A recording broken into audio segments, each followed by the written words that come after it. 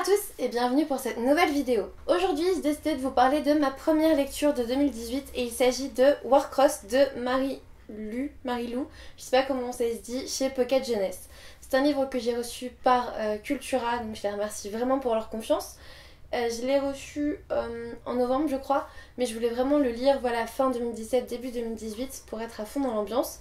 Alors oui je sais, vous allez sûrement rire parce que j'ai encore mon sapin, vous allez le voir encore pendant quelques vidéos parce que clairement je l'ai fait tellement tard en décembre que j'ai bien envie d'en profiter encore un petit peu en janvier. Du coup Warcross, donc ça c'est un tome 1, c'est l'histoire de Emika. Emika habite à New York, elle est toute seule en fait, elle vit avec une colocataire qui est aussi fauchée qu'elle et tout ce qu'elle fait c'est dans l'unique but de survivre.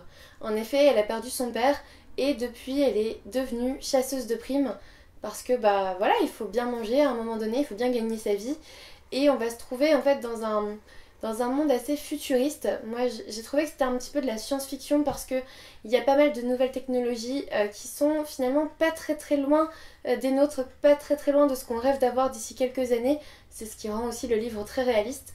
En fait enfin voilà, par exemple là vous la voyez sur un genre de skateboard mais électrique et qui flotte déjà un peu tout seul. Ça a déjà été un petit peu inventé mais c'est pas encore terriblement au point. Mais voilà, vous voyez on est dans un futur assez proche finalement. Et dans ce futur assez proche, il y a un jeu qui est mondialement connu, mondialement reconnu, mondialement adoré. Et ce jeu s'appelle Warcross.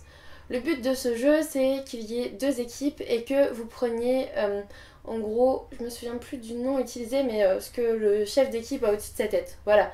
C'est ça le but du jeu, en tout cas tel qu'on nous le montre dans ce bouquin. On joue à Warcross avec des lunettes de réalité virtuelle et qui permettent aussi de la réalité augmentée, c'est-à-dire que vous pouvez les garder et vous balader dans certaines rues, dans certaines villes et avoir des éléments qui apparaissent grâce à ces lunettes. Alors on est très loin des gros trucs comme ça là qu'on voit en ce moment, enfin nous on est je pense au tout début. Là on est plutôt sur des petites lunettes assez agréables à porter quoi, c'est pas le gros casque avec lequel on n'arrive pas à jouer. C'est méga abouti, c'est un jeu qui donne franchement envie, toutes les technologies, toutes les dernières nouvelles technologies qui sont exposées dans ce bouquin, elles donnent franchement envie quoi. En fait, ce qui était bien, c'est on y est presque.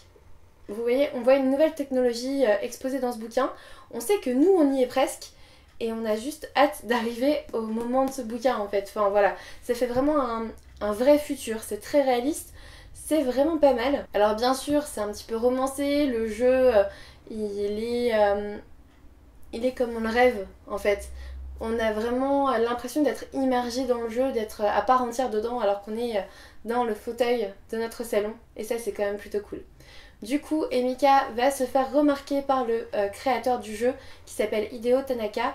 Elle va se faire remarquer parce que cette petite futée est aussi une petite pirate informatique et en gros elle va hacker un combat très important mondialement suivi et voilà, elle va être remarquée par le créateur du jeu et de là elle va tomber dans un truc qui est assez fou en fait. Elle va tomber dans une histoire, dans une aventure qui va la mener à l'autre bout du globe et on va la suivre dans ses péripéties. Elle va mener l'enquête et puis elle va aussi devenir une certaine proie pour le méchant. Enfin voilà, il y a énormément de choses dans cette histoire. Ce que j'ai beaucoup aimé c'est vraiment le fait qu'on soit dans un futur qui est quasiment accessible en fait, ou qui sera peut-être bientôt, on l'espère. On retrouve une personnage qui est forte bien sûr parce qu'elle est toute seule, elle doit se débrouiller toute seule. Elle a un caractère vraiment pas spécial en fait, elle est juste très forte, elle se protège beaucoup et voilà, elle fonce quoi, elle y va, elle a pas peur, elle a pas froid aux yeux. J'ai bien aimé aussi rencontrer le créateur du jeu, Hideo Tanaka. Pour le coup c'est un personnage très important dans ce livre et j'avoue l'avoir plutôt bien apprécié. Ce que j'ai beaucoup aimé au niveau de l'intrigue c'est qu'on est à la fois dans un futur proche avec des nouvelles technologies, avec un jeu génial. En fait, on est à la fois dans une enquête dans laquelle on va suivre Emika, mais en plus, on va être aussi dans des parties du jeu. Et ça, c'est méga bien. En fait, j'ai trouvé ça super bien fait. Une intrigue vraiment habilement ficelée, avec une enquête qui nous réserve pas mal de surprises. J'avoue avoir vu un petit peu la fin venir, j'ai un petit peu vu le dénouement venir.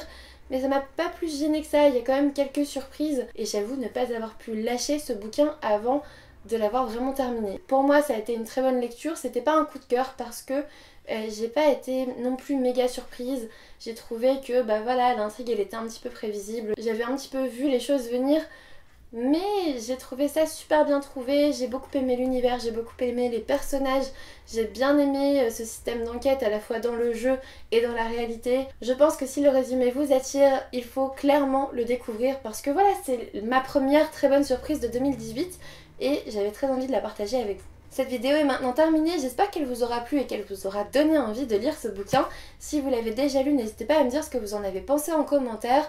N'hésitez pas à me dire aussi si vous comptez le lire, si ça vous attire un petit peu ou pas du tout, hein, c'est possible aussi. Un petit pouce bleu, vous abonner si c'est toujours pas fait, ça fait toujours plaisir. Et moi je vous dis à bientôt pour une nouvelle vidéo.